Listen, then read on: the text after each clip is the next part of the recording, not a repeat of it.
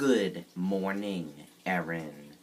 An Epping man was arrested in Chester on Wednesday after he set a picnic table on fire and threatened a homeowner with a chainsaw, police say.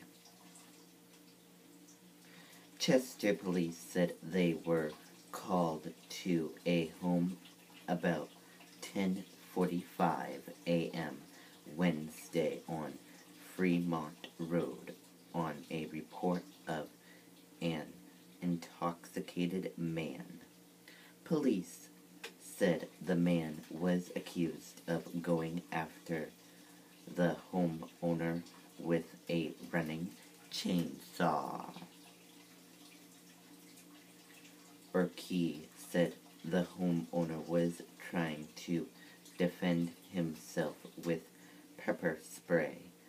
He said the man, identified as Kyle Capotis of Epping, knew people at the house. When police arrived, the homeowner said Capotis had fled into the woods. Police chased the man and yelled at him to stop, but refused, police said.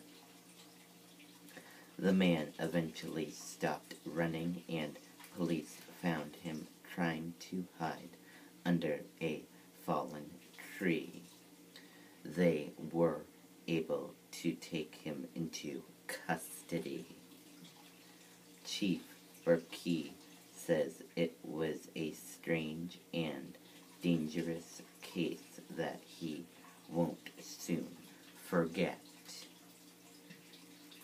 Capotis was charged with criminal threatening, criminal mischief, and resisting arrest. He was arraigned Thursday and bail was set at $200. Reporting live here outside the Chester Police Department, I'm Riley King for WMUR News 9. Aaron, back over to you.